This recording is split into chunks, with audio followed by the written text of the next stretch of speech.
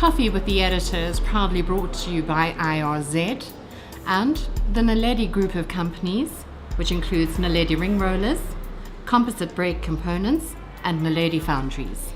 So my name is Fiona Stewart-Knight, and I am the Vice Principal Business and Partnership at Glasgow Caledonian University.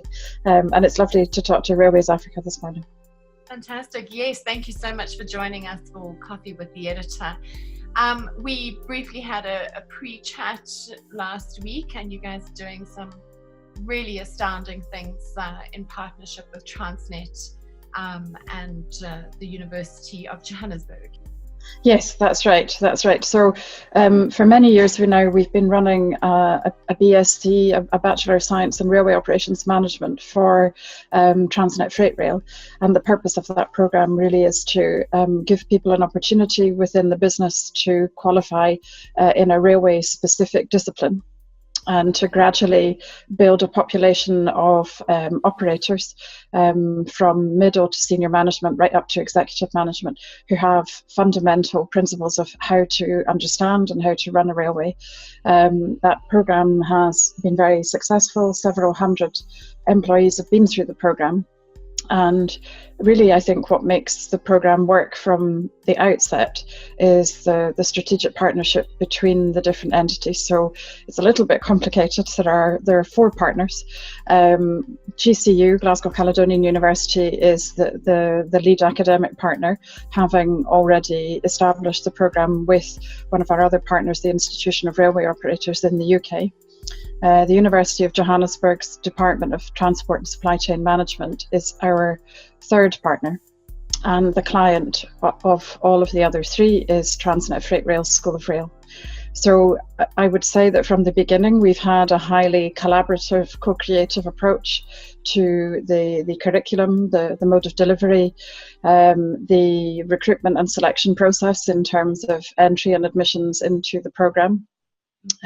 It's slightly unusual from a South African perspective in that it's a work-based programme, so it's designed for working professionals who are in full-time employment with their employer and who study through blended learning, mostly online with some face-to-face. They go through a process that might be as long as 18 months to 2 years for one level, and they graduate at the end of that level as they would in South Africa. So in order to cope with the big demand that we have from within that business, we tend to run the certificate, the diploma and the degree in parallel. And we take in about 245 employees a year into that programme and across those three levels. The level that they study is commensurate with the work that they do, the responsibilities that they have, and it's essentially about consolidating their professional knowledge, their tacit and their applied knowledge, and giving them a strong academic underpinning. When you say blended learning, I absolutely love the term blended. So you say it's online, it's in a classroom, and it's on the job? Yes, indeed. So I suppose the philosophy of work-based education is all about flexibility, negotiation of curriculum and partnership. And those are the three critical pillars, if you like, of how we come to design the best type of education for these client-specific and work-based contexts. The university, Glasgow Caledonian University, has a virtual learning environment that we call GCU Learn, but many other universities have the same platform. It's called Blackboard. Within that box, if you like, online, is contained the programme, the materials, the modules. It also gives global access to the university's library, to peer-reviewed academic journals, textbooks, publications, articles. So no matter where you are in the world, you simply log on once and you can access any of the materials from the library that you might wish to read or to study. And in complement, through the virtual learning environment, you can retrieve not just your module content, but you can connect with your tutors and the subject matter experts who teach the programme via chat threads, through sessions on Zoom like this one, through a variety of media, if you like. And then when we want to front load the academic learning about a new subject, a new module, we do that for a short time face-to-face in South Africa with the University of Johannesburg. So let's talk about some of the detail of the courses. So it's in parallel to that person's job function. So we're talking about operational efficiency. So how does that translate into a degree? It's no different to any conventional degree. It's simply that from a UK perspective, we have a more evolved, practical, applied approach to academic study. So the most important thing is that from a design perspective, the curriculum is highly aligned with not just the academic pillars and the academic learning outcomes that we wish to teach commensurate with the levels, but in addition to that, we're cognizant of the contextualization needs for Africa, for railways in Africa, for the 3 key freight rail corridors in Africa, the challenges of being competitive, productive, more efficient, looking at the value chain along the length of the value chain, looking at railway economics and productivity from that perspective, particularly for a client that is a state-owned enterprise and it is effectively driving the GDP of South Africa through its success. Or failure, depending on how efficient the client's solutions are, and against one of their biggest mandates, which is to move more freight from road to rail, there has to be an understanding within the student population that come onto the programme how to see that from their perspective, what it means in relation to their role, what the company's strategy is, how they interpret and review and unpick that strategy through the learning that they do, through the subject matter that they are building into their knowledge base. And one of the most interesting pieces of feedback, I think, from the students who are on the programme is that it quite often gives them a very fundamental, but I suppose in some ways surprising, not surprising insight, which is that they suddenly realise that they are an active participant in not just the role that they do, but the business that they work for. They're not there to be told what to do. They're there to think, to act, to make decisions, to communicate with the people who are in the process before them, after them. And that realization, if you like, takes them out of a silo. It takes them out of a passive position. It puts them firmly into the value chain that is suddenly unlocked, and they can see that whole value chain rather than just that one piece. And that's when the exciting thing happens. That's when the change happens. It's been quite a popular program. Yes, indeed. It's been running now in the UK for 12 years and in South Africa for 8. 7 years. Seven, yes. We're always thinking ahead, you see, so we're counting ahead to where we are in the stage of delivery. So I'm always slightly ahead of myself. So it's been so successful that you now have added another layer? Yes, so we have gradually been building the academic qualifications up the way into higher levels of study with the successful completion of the Transnet employees who've been through the programme. And so we're very, very pleased that now we've been able to incorporate an honours level, which then builds a pathway into masters. And so we have also added a master's level qualification as well. And what that does is not just rebuild the academic qualifications and the professionalisation of the participants, but in the background, it's beginning to enable other skills such as project management, research, innovation, knowledge transfer, and these are all critical aspects of being able to retain the intellectual capital of the business, so that as with Transnet since its birth, it can be the bastion of railway-specific railway operations knowledge for Africa, because after all, it is the 5th largest in the world, it is the largest provider on the African continent. So they really need more and more of that critical mass of the right kind of skills and knowledge to be able to retain all of that excellent applied and tacit experience and innovation within the business, particularly when they have to give customers faster solutions, more efficient, more productive, more responsive solutions, and more creative solutions, as well as maintaining safety, critical, and also looking innovatively at scarce skills and critical skills gaps. From a human capital perspective, how do we look forward to filling those? How do we think about what we do now to prevent those from recurring? How many people do we need to be able to do those roles in the future? And also against a backdrop of technology changing, different locomotives, different command and control technology for command centres. It could be against a range of different scenarios.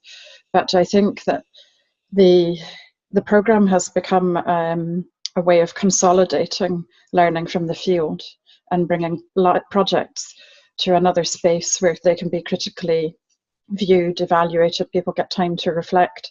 Reflective practice is a huge piece of what they do on a daily basis, and part of what the programs teach them to do is synthesize, analyze, reflect, critique, and these are fundamental skills that ensure that a project is seen rigorously, and then when it needs to be applied in the field for real and at scale, it has been tested.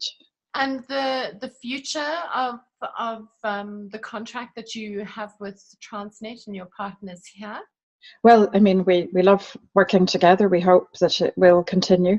We know and understand that they are highly supportive of the programme, and they believe that it's made a fundamental difference to the pride that people have in their work, the level of diligence with which they enact the roles that they do. And I think also it has had a different effect because they learn as one family. They graduate as one family, and they are then very much role models for their own families, their own children. But also many of the women in the business have said that they are seen as multitaskers and role models for their team. So it encourages people to step up a little bit and take more on so that they can accomplish more while they work and while they look after their families. And the ability to roll this out into other African rail operators, I mean, is there a view to being able to do that? Certainly, we do wish to work wherever there is opportunity. In Africa, we currently have other projects in other disciplines in Ghana and in Tanzania, and we have some separate activity in Kenya and Malawi.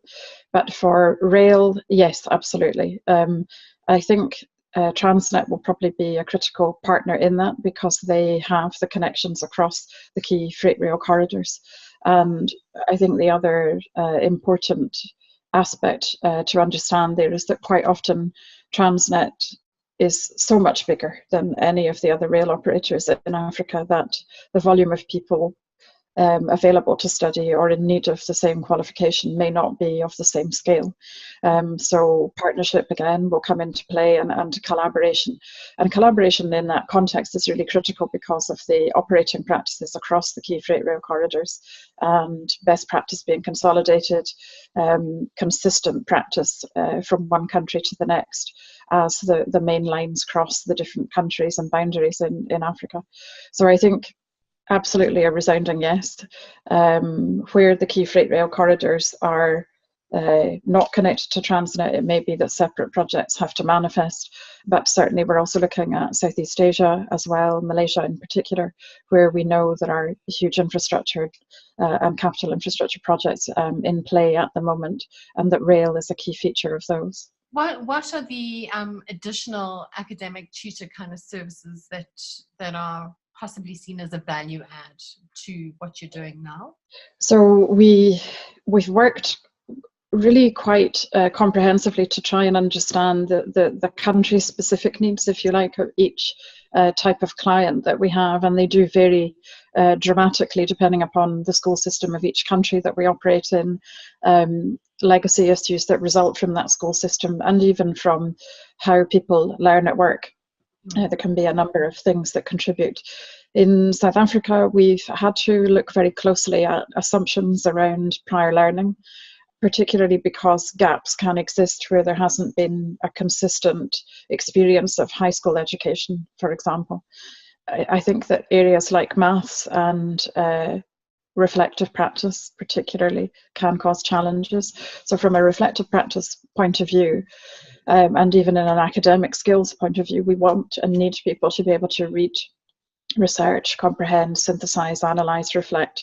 And we've had to find ways to ensure that people do have that basket of skills to take to any project that they do, and we use what we call an academic development tutor function in combination with the subject matter experts and the module leaders to build through exercises, through discussion online, through conversation, how we make that happen. Sometimes it can be through things like a Zoom-led creative writing seminar, and that recently has been extremely popular. The academic development tutor who runs that one is in fact a writer and a bit of an artist, as well as an academic development tutor, and so he brings that to bear through the way in which he teaches. And that helps people understand how to structure and order their writing, how to bring different influences or experiences to bear through what they write. We've also looked at building academic confidence in academic research, referencing from the library, a variety of different things. And it's also about how to assimilate the corporate information and the commercial information that you might bring from your workplace confidentially and safely and appropriately into the research that you do, that has to also demonstrate that academic underpinning through peer-reviewed articles and all of the other scaffolding, if you like, that sits in the mix to make sure that you have a strong and comprehensive academic submission. Do you want to talk to me about some of the programs that you've got running in like Tanzania? I know it's off topic, but it just kind of gives an expansion. In Tanzania, we have similarly looked to try and build a work-based approach to nursing, and we're looking specifically at Tanzania because it is in the top 10 in the world for maternal and infant mortality and morbidity. So really quite frightening statistics, and it's also a population that is growing and exploding dramatically because it's a very young country. So I think something like 54% of the population are over 18, 48% are over 15, and there's a tiny percentage, something like 3% are in their 60s. So it's a topsy-turvy demographic in relation to, say, the UK. It's almost the diametric opposite of what we have in the UK. With that, and through lack of access to universal healthcare, simply not enough healthcare professionals working in Tanzania, issues such as childbirth are very, very dangerous because birth is unsupervised. There are not enough nurses to go around. Similarly, the nurses who are there struggle very simply because they are also not as substantially qualified and not in constant contact with continuing education as a nurse would be in a European or a South African or another higher setting. It is quite a common occurrence for us to work in this circumstance where a vacuum exists between the profession and education, and that vacuum can get substantially larger if the education side of the equation doesn't pick up responsibility for bridging the gap and bringing opportunity to learn, to specialise, to keep learning with a view to maintaining professional clinical practice. And so in the nursing context in Tanzania, one of the biggest challenges is that there is no continuing education for nurses. The regulator, the Tanzanian Nursing and Midwifery Council, has worked very hard to build regulation and legislation and a framework to encourage that to happen. But we have had to step forward and offer our solutions as a way of getting that process started. So we're looking at delivering graduate certificates in perioperative nursing, maternal and infant health, and also ophthalmic nursing, just to get the process started. And our university partner in Tanzania is the University of Dodoma, who've been fantastic at being so responsive and supportive of how we take those programs forward, again for nurses who are in full-time employment but who want to pull back up their level of clinical practice and knowledge, refresh, and then specialise further so that a better standard of care is available. That project's unusual in that it has been philanthropically sponsored by the Collection Foundation and the GSA Foundation. We would normally work in a context where we build the solution and the partnership and the employer funds. But in this context, we've been very, very fortunate to have two outstanding philanthropic donors. One who normally gives to medical, but in this context has really, really wanted to put their own professional experience as a nurse and their own heart into improving the lot of nurses in Tanzania. My last question is about the bridge between, let's call it the Internet of Things and digitalization and the fourth industrial revolution. I can't remember all the terminology, and education. And I'm talking about education from our preschoolers through to Yes. those that are now, doing their matric or their senior certificate and then going on to university. What evolution at a school level needs to take place in order to meet the changing demands of future careers, and how is the education system going to keep up in all spheres with this? So I think Glasgow Caledonian University is quite a good example of how you meet that longitudinal need, if you like, across nursery, primary, high school, into university, but also bearing in mind this need for greater flexibility and awareness of industrial needs, scarce skills, critical skills. So it's less of a linear approach to education and more of a zigzag in and out of education while you work. So in terms of the fundamental cross-cutting skills, if you like, that need to be built, we call those the meta skills. And we see those as some of the things I've already mentioned, the ability to research, to think critically, to analyse, to reflect. Now, most academic qualifications at university level build that layering of criticality and reflection, so that you start maybe just reading to understand, but then over time you're innovating and generating original thought and critiquing your own thought, if you like. But in a school sense, where we want to start is encouraging people to stay in education and to have as many transferable, flexible, malleable skills that might be to do with data science, they might be to do with maths, they might be to do with analysis and pattern recognition, a variety of things like that, and also the adoption of technology and understanding and being comfortable with technology. So it's about using a computer, it's about understanding how to transfer between mobile and computing devices, use different applications across those from a very, very early age, so that things are intuitive rather than forced or contrived into certain packages of activity. Some things should always cross-cut. And I think a good school system and a good school curricula allows you to do that, so that technology becomes a fluid part of any lesson plan, of any discipline, whether it's oral communication in a foreign language and using a medium like this, whether it's to do with using the technology such as a computer for research, or whether it's practicing your maths at night on Sumdog, which is an app that we use in Scotland in schools for children. They can go home and open the app anywhere on any mobile device or computer to practice at home. And it turns it into a bit of a game. There's a bit of gamification there in terms of points and scoring, and you can join your peers online. At the higher levels, I think that it's incredibly important to remain as fluid as an individual as you can, and to pick up academic discipline and rigor and subject matter that is critical from a subject matter expertise perspective. So mechanical engineering, for example, or software development for business. But what you must remember and must guard against, I suppose, is that you need to remain adaptable to any context that might emerge. So you might be learning how to develop software and how to code, but you need to know and understand the different operational contexts or technical contexts that you might work in. So oil and gas as an omnipresent but very technical industry with a lot of technological change is a good example of how to put that software development piece into the backdrop of oil and gas. But equally, if you study marketing, as I did, and languages, you then open a different set of doors that keeps you highly transferable to many, many different contexts without necessarily being as technical as an engineer. So it's about understanding vertical strengths that you need to evidence that different levels of study, but on top of that, cross-cutting meta skills that allow you to be fluid and flexible and adaptive of technology, how you think, how you behave. So many of us now don't even write in a book anymore. You know, you take notes immediately onto your computer so that you can manipulate them into something else.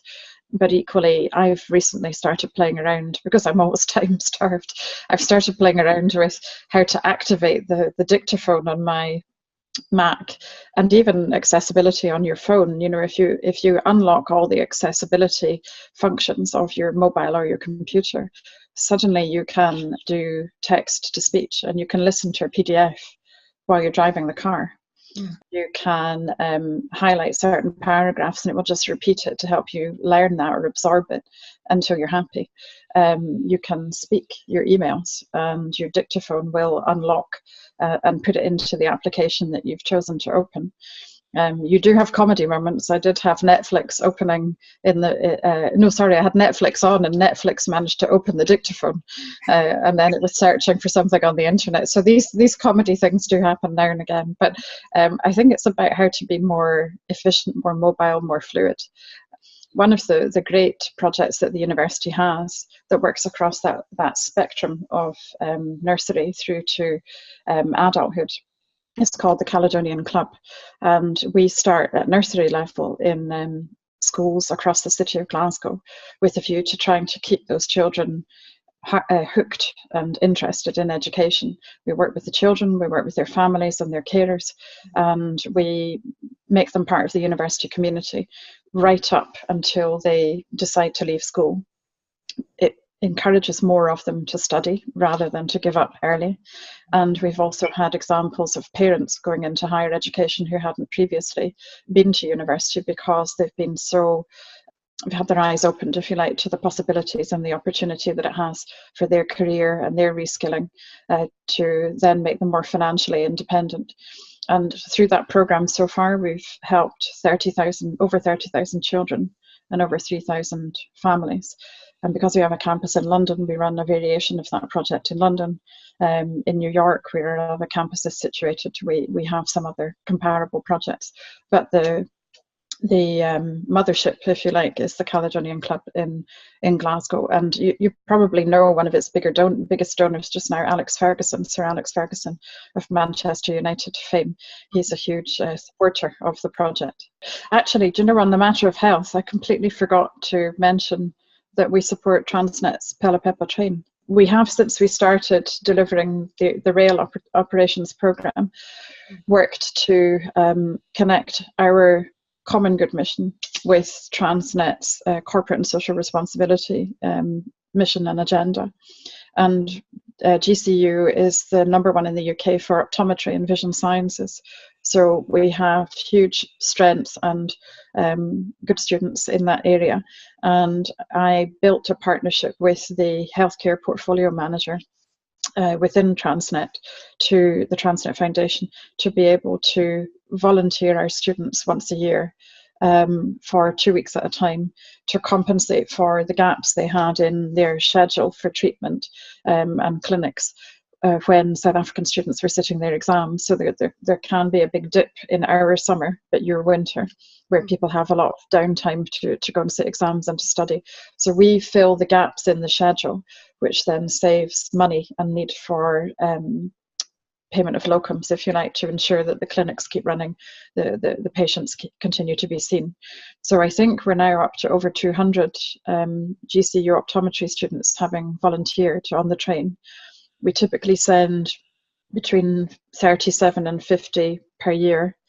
There is huge love and enthusiasm for Phelophepa from GCU.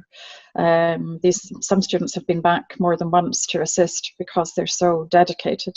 They live and work on the train for 2 weeks at a time, so it's a pretty intensive process. And they see a couple of hundred patients over that period of 2 weeks each. It's a very, very busy service. So from our point of view, it massively enhances their clinical practice. It changes how they think about patient presentation and the knowledge that they've acquired through studying and through the clinics that we run in Scotland. But it gives them insight into different conditions and different socioeconomic circumstances as well, because the train obviously travels to rural and distant parts of South Africa where there isn't access to strong and comprehensive healthcare. One of the best things is that they work with the young people in each location that the train stops, who are hired to work as translators. So they buddy up with a translator for the different dialects that might be in that geography, and they become friends and they learn a little bit about that translator's life.